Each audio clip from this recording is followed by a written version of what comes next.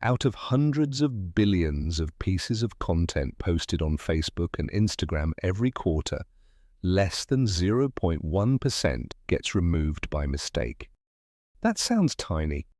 It isn't, because 0.1% of hundreds of billions is still millions of real accounts, real posts, real people, caught in a system that almost never apologizes and almost never explains.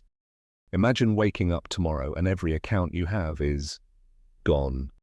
Not hacked, not deleted by you, erased, silently, by a decision you never saw, made by a system you never met, for a reason nobody will ever explain to you. Your photos, your messages, years of conversations, your entire digital existence, gone, with no appeal, no warning, and often no human being to even ask why. This isn't a hypothetical. It already happens every single day to real people. Let's talk about how and why almost nobody is talking about it. Here's something most people don't know. Your entire online identity exists at someone else's discretion. You don't own your social media account. You don't own your email address. You don't own your place in a search engine's results. You're renting space in someone else's system. And the terms of that lease can change or end with almost no notice. Every major platform has the legal right, written into terms of service most people accept without reading, to suspend or delete your account for violating rules that are often vague, inconsistently enforced, and reviewed, if reviewed at all, by an algorithm before any human ever sees the case. This is the trade most of us made without realizing we made it, convenience and connection in exchange for never truly owning our digital presence. Meta itself has admitted this in its own transparency reports. The company has acknowledged that for a period last year, somewhere between 1 in 10 and 2 in 10 of its enforcement actions in the US may have been mistakes, content removed or accounts restricted that never actually violated any policy. To its credit, Meta says it cut that error rate by more than half within about a year. But pause on the number itself for a second. Even after improvement, that means a meaningful share of the people who got flagged, suspended or removed didn't do anything wrong.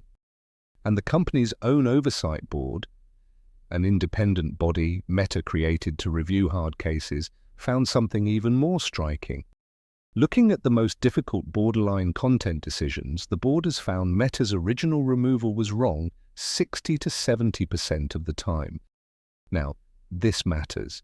That 60 to 70% number comes specifically from cases the board chose because they were genuinely hard calls, not a number you'd see if you sampled every action Meta takes.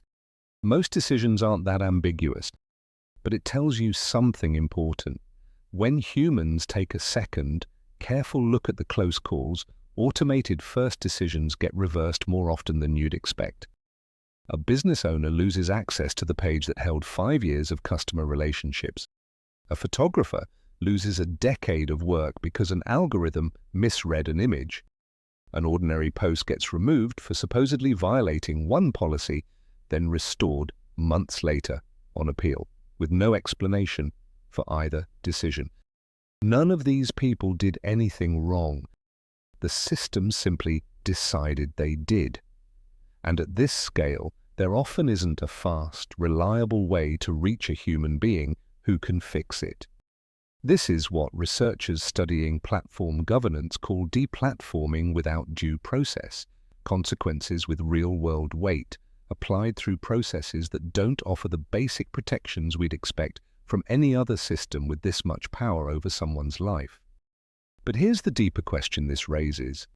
We built legal systems over centuries around a basic idea.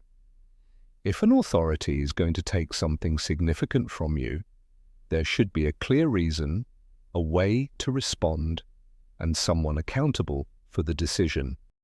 Digital platforms have power over something increasingly significant, your relationships, your livelihood, your memories, your voice. And in most cases, that power currently operates without those same basic protections. This isn't necessarily because anyone designed it maliciously. It's because the systems grew faster than anyone built the safeguards for. Moderation at billions of pieces of content per day requires automation. Automation, at that scale, inevitably means mistakes.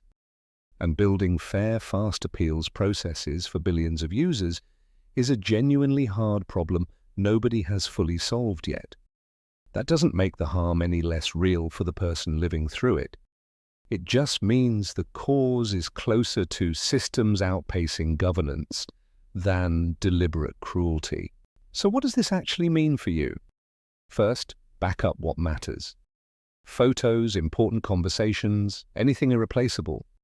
Not because you've done something wrong, but because the systems holding your digital life were never designed with permanence as the priority. Engagement was. Second, understand that your digital identity is borrowed, not owned. This isn't a reason to disconnect from everything. It's a reason to hold a healthy awareness that the foundation is less stable than it feels day to day. Third, pay attention to the broader conversation about platform accountability. Whatever side of the debate you land on regarding regulation, this is one of the genuinely consequential questions of the next decade. What rights, if any, should people have over a digital existence that platforms can end unilaterally? There's no clean answer yet. That's exactly why it matters that more people start asking the question. Because here's the uncomfortable truth underneath all of this. We've built a world where a huge part of who you are, your work, your relationships, your memories, lives inside systems you don't control and can't fully see. Most days, that's invisible. It feels permanent. It feels like yours. Until, for some people, on some day, it simply isn't anymore. If this changed how you think about what you actually own online, subscribe to Mind and Method. See you next time.